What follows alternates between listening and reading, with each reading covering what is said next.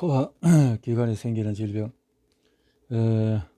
우리 몸에서 간과 담낭에 있는 담석에 의해 가장 먼저 영향을 받는 부분은 소화기관이다. 이것은 식물이나 나무로 치면 뿌리에 해당한다. 소화기관 중에서는 소화관에서 네 가지의 주요한 활동이 일어난다. 소화, 흡수, 배설. 입으로 음식을 삼키면 일련의 소화 활동이 진행이 된다. 흡수는 잘게 소화된 음식물의 아주 작은 영양소 입자가 몸 안의 세포들로 분비되기 때문에 분비되기 위해서 장의 벽을 통해서 혈관이나 림프관으로 흘러들어가는 과정을 말한다. 대장은 소화할 수 없거나 흡수되지 않은 모든 음식물을 찌꺼기 형태로 배출한다. 대변에는 담즙도 포함되어 있다. 이 담즙에는 독성 물질과 적혈구, 노폐물, 그래서 갈색을 띠게 되는데, 건강한 소화기관에서 배설되는 노폐물의 3분의 1가량은 장내 세균의 사체로 이루어졌다. 양호한 건강한 소화기관의 주요 활동이 균형을 이루고 몸의 나머지 이렇게 침샘에 인도 들어가서 위로해서 간을 통해서 작은 창자를 통해서 총당간 혈장 이렇게 해서 나간다는 거죠. 이렇게 하는데, 이러한 기능 중에서 일부가 제 기능을 하지 못하면 몸의 다른 부분과 마찬가지로 소화기관에도 이상이 나타나기 시작한다. 간과 담낭에 담석이 생기는 것은 몸 안의 노폐물을 제거하게 하는 문제뿐만 아니라 음식물을 소화하고 흡수하는 데도 심각한 지장을 준다. 입안에 생기는 질병은, 간과 담낭에 있는 담석은 입안에 생기는 대부분의 질병을 초래한다. 담석이 있으면 음식 소화 흡수를 방해하는데, 이것은 다시 당연히 제거되어야만 하는 노폐물이 장 안에 남아있게 한다. 장 안에 쌓인 노폐물은 아주 더럽고 독성이 있는 환경을 만드는데, 그로 인해서 해로운 미생물과 기생충이 과도하게 번식하게 되고 건강하고 회복력 있는 세포 조직을 유지할 수 없게 된다. 입안에 세균 감염증과 바이러스 감염, 헤르페스 감염이 생기는 것은 장 속에 상당량의 노폐물이 쌓였음을 의미한다. 그 양이 얼마가 되건 노폐물이 쌓이면 자연스럽게 분해 세균을 끌어들이게 되고, 이 세균에 의해서 노폐물을 분해하고 부식하는 과정이 시작이 된다. 특히 위장 안에서 사는 혐기성 세균, 무산소 조건에서 생육하는 세균은 소화되지 않은 탄수화물, 지방질, 단백질을 분해하여 유기산, 프로피온산, 젖산과 가스, 메탄, 황화수소, 암모니아를 만들어내기 시작한다. 부패라고 불리는 이러한 세균 번식 과정은 우리가 흔히 더부룩하다고 표현하는 증상을 이야기한다. 이와 같은 불편한 증상이 나타나면 인생의 즐거움이 사라진 듯한 기분을 느낄 수밖에 없다. 장내 분해 세균에 의해서 만들어지는 강력한 독성 물질과 가스 중의 일부는 혈액과 림프액으로 흡수되어서 간과 뇌로 전달이 된다. 이런하여 기력이 쇠하고 머리는 멍해진다. 나머지 독성 물질은 장내에 남아서 장의 내벽을 자극하는데 주로 구강과 항문 끝에서부터 시작이 된다. 결국 장의 내벽 일부에서부터 염증이 생기기 시작하여 궤양으로 발전한다.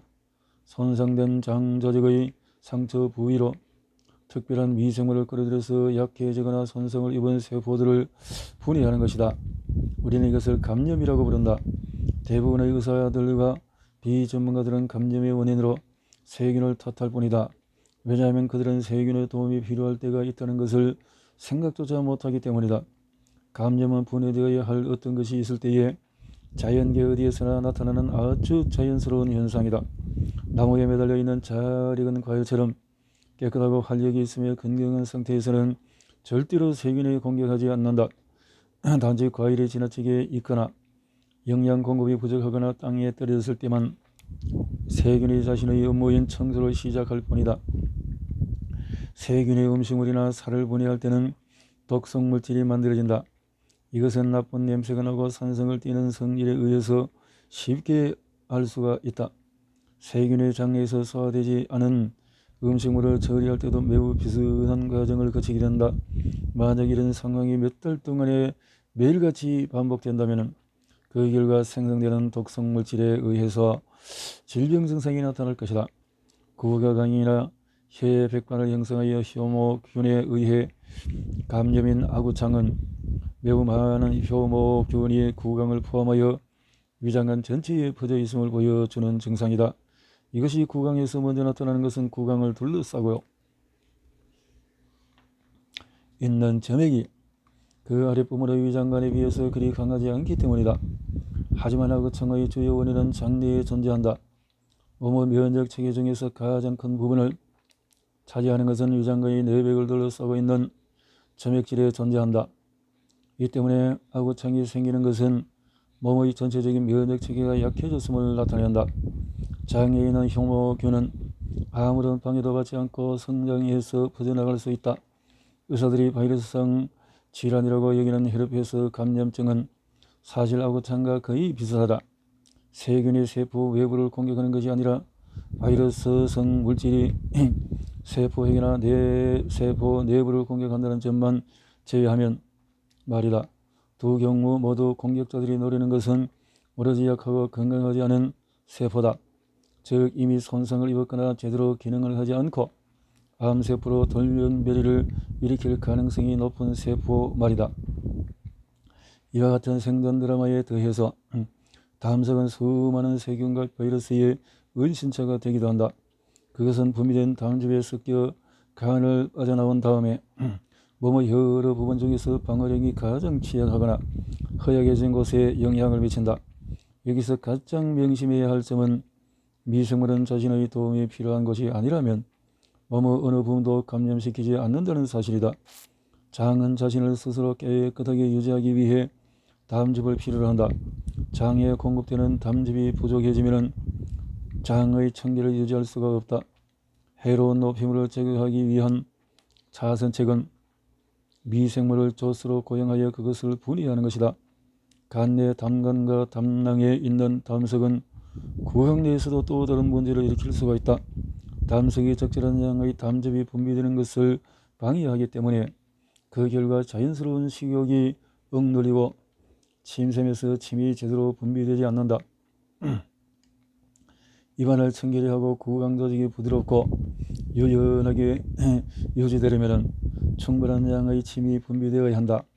침샘에서 분비되는 침의 양이 너무 적으면 감염성 세균이 입안으로 쳐들어오게 되고 그 결과 충치와 잇몸 질환 등의 문제가 발생한다.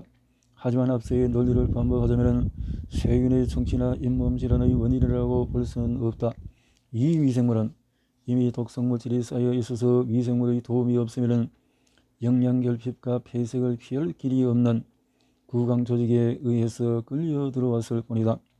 입안에서 쓴맛이나 신맛이 느껴지는 것은 위장으로 역류된 담즙이 그 원인이며 그것이 다시 구강으로 역류되어서 나타나는 현상이다.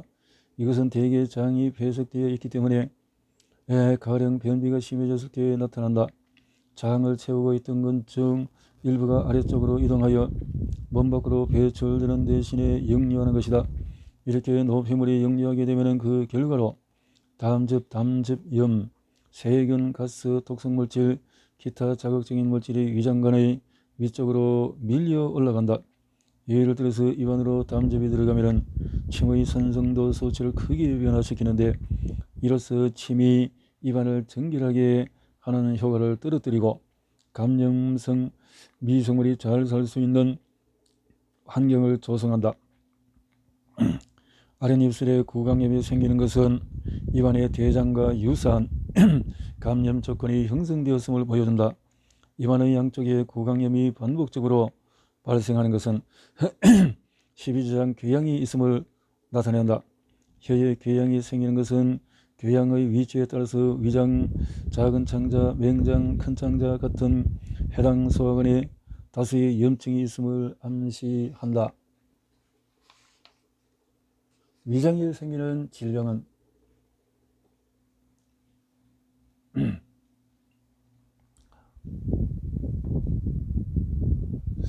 앞에서 지적했듯이 담석과 이로 인한 소화불량은 담즙과 담즙염이 위장으로 역류하도록 만든다. 그런 현상이 나타나면 거꾸로 위액의 성분과 위장에서 만들어지는 점액의 향의 변화가 생긴다. 점액은 위장의 대백이 염산에 의해서 부식되지 않도록 보호하는 역할을 한다. 점액에 의한 보호막 효과가 없어지거나 감소하는 것이 바로 위염이다. 위염은 급성 형태나 만성 형태로 발병한다. 위장의 표피세포, 상피세포가 산성의 위액에 노출되면 수소이온을 흡수한다. 그 결과 세포 내부의 산성도가 증가하고 그것들의 기초 대사 균형을 무너뜨리며 염증 반응을 일으킨다. 좀 더 심각한 경우에는 점막에 궤양이 생기거나 출혈, 위벽, 천공, 복막염으로까지 발전할 수 있다.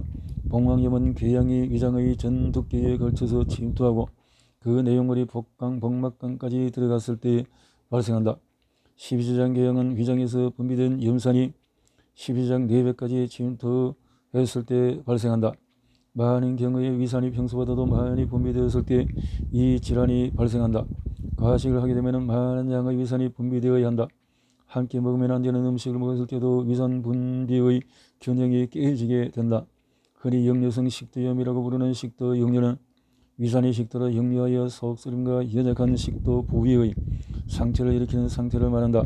하지만 일반적으로 생각하는 것과는 달리 위장이 너무 많은 염산을 생산해서 이와 같은 현상이 일어나는 경우는 극히 드물다. 실제로는 장에서부터 노폐물, 독성물질, 담즙이 위장으로 역류하여 위장 속에 산성이 부족하기 때문에 나타나는 현상이다.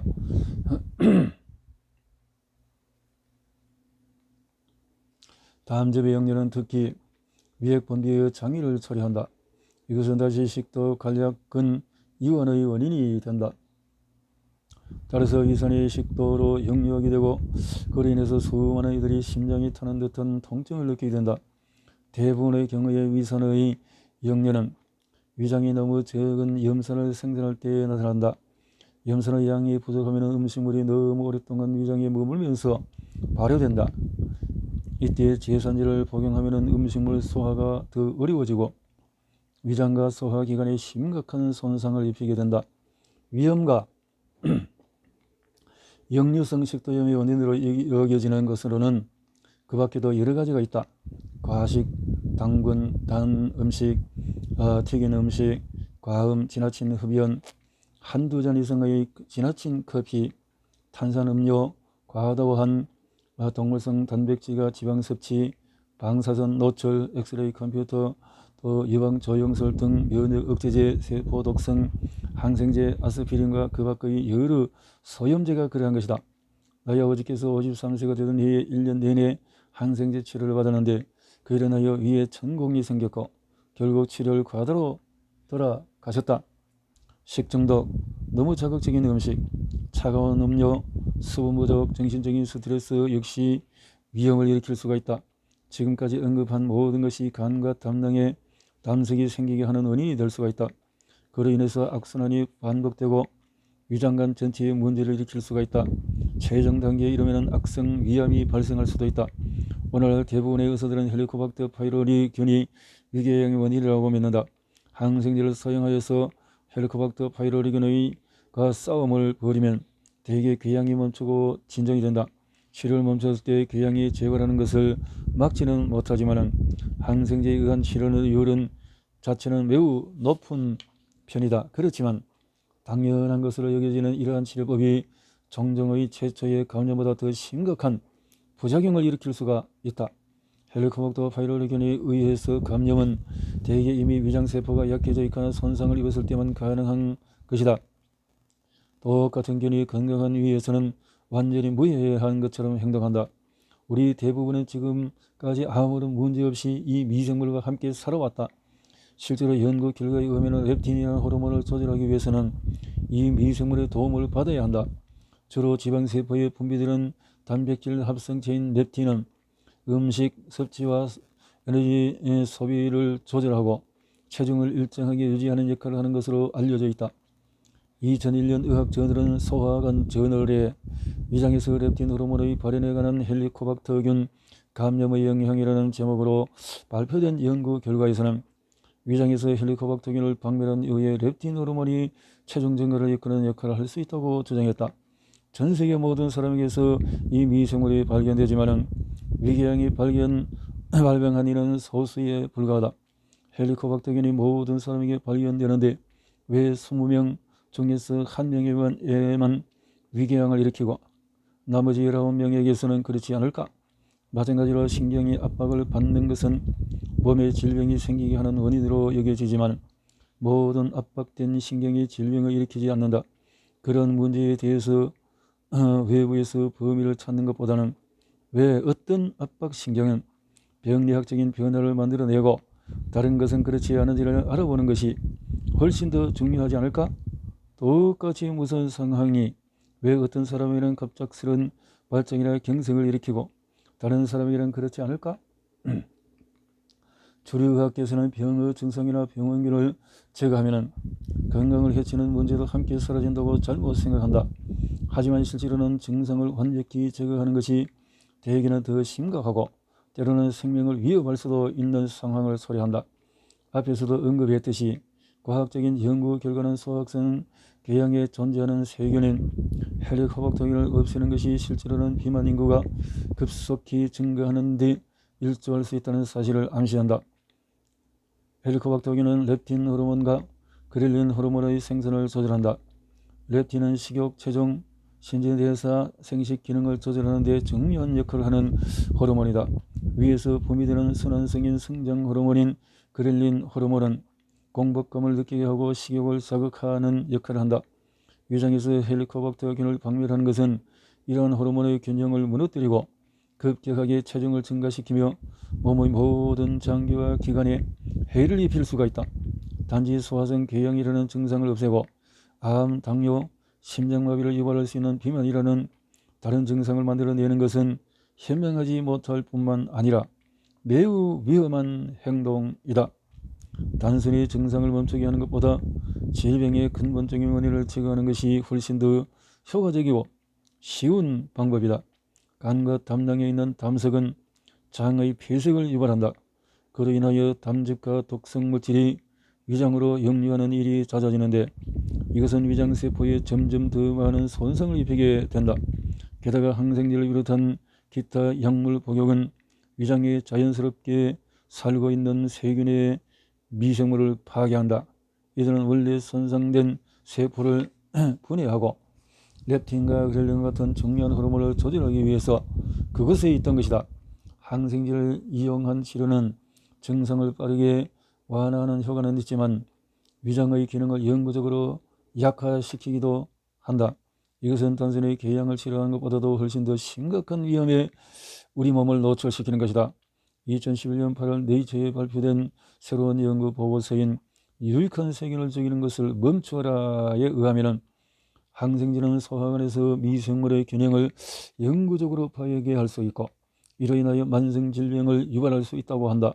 항생제 사용은 필연적으로 칸디다 진균을 과잉 성장하게 만들고 비만, 제1형 당뇨, 염증성 장질환, 알레르기와 전식, 신경장애 등을 유발하며 면역체계에 영구적인 손상을 가져올 수가 있다.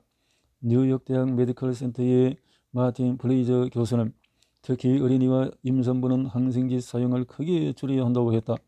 그는 그 어떤 확실한 여과가 입증되지 않았음에도 불구하고 귀에 감염이 있거나 감기에 걸린 어린이에게 항생제를 일상적으로 처방하는 사실을 지적했다.